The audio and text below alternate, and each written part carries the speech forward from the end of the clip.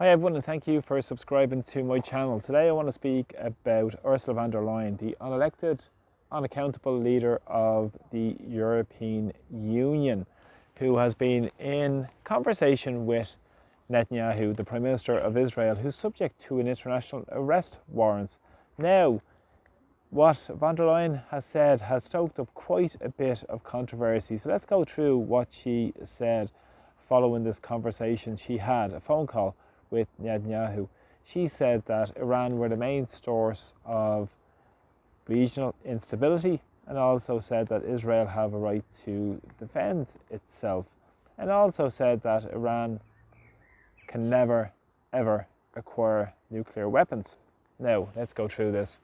Von der Leyen, of course, as I said, is the unelected, unaccountable leader of the European Union and has spoken on behalf of all member states in her position as President of the European Commission. Now, of course, maybe she has a revisionist style of history in terms of her approach to Israel versus her approach to Russia, for instance, in terms of the war in Ukraine.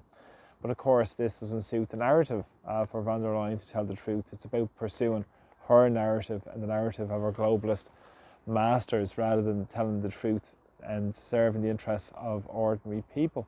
Now, of course, maybe Netanyahu fled to Greece in the past number of days. There were reports of that. Now, let's see how that develops. But of course, I wonder if the international arrest warrant was activated on his move into a European Union country.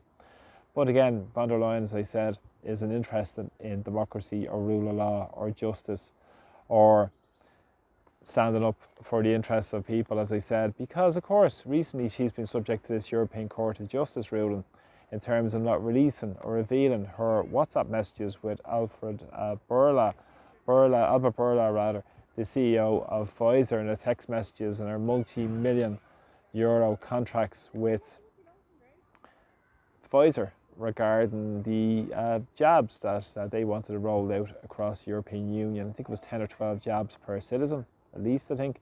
So let's see how that's going. But of course, the shares of these pharma companies went through the roof, and the profits of companies that von der Leyen is probably associated with profited from it as well. Now, of course, he handed an award to Bourla at the Atlantic Council. Now, so that's how this corrupt club and cartel works. And of course, Emily O'Reilly, the former European Ombudsman, said that the Commission was run by like a powerful consigliere, and that can't be understated in terms of the way this is approached in terms of the mafia connotations with the European Commission. It shows the lack of democracy. Now, of course, she never mentioned anything about Israel's nuclear weapons, the fact that Israel haven't signed up to any non-proliferation treaties, or even the fact that they have never got inspected and they were subject to a UN Security Council resolution back in the early 80s about trying to get inspections up and running. But of course, this was ignored by the Israeli regime. Now, of course, what's fundamentally very important with von der Leyen herself as well is that she at the same time is trying to enforce the Irish government to put in place hate speech legislation in the next couple of months. And if it's not in place, she will issue fines on Ireland because they haven't imposed her hate speech legislation, again, which is an attack on freedom of expression. But of course, we all know how these power grabbers at the top of the European Union are pushing this agenda in terms of centralising more power at the behest of their globalist and big corporation bosses rather than serving the interests of people, and the drive towards totalitarianism. And of course, they're on the war footing with the Rearming Europe plan, all set up by von der Leyen herself.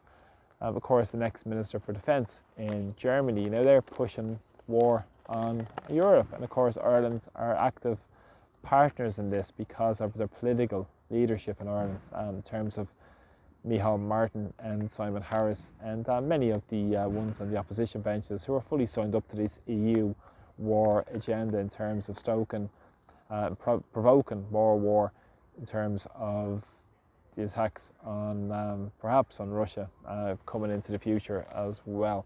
But of course, the Irish government won't connect the dots in terms of what's going on. They'll just fully support the European Union regardless. And von der Leyen herself is completely, her position's untenable, but fundamentally it's a question of sovereignty.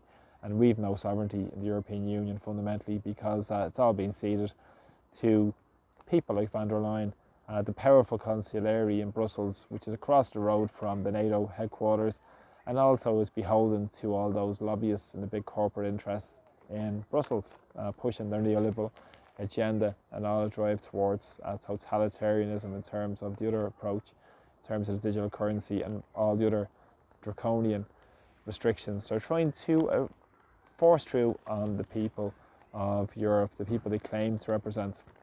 It's just ludicrous. But this is what's going on in Europe at the moment, and in Ireland they won't talk about this at all. They won't talk about Martin's sovereignty as a backward looking idea and all this nonsense, because fundamentally that's where power starts in our communities, in our towns, in our villages, in our cities, up and down the country, where people have a say in the policy of our state. And it's great to see more and more people are rising up to what's taking place in society. So please share my videos into what's going on really in our society, and also please share my videos into WhatsApp groups and subscribe to my channel as well. So from Dublin today, Slán, take care, see you all soon. Thanks for the support.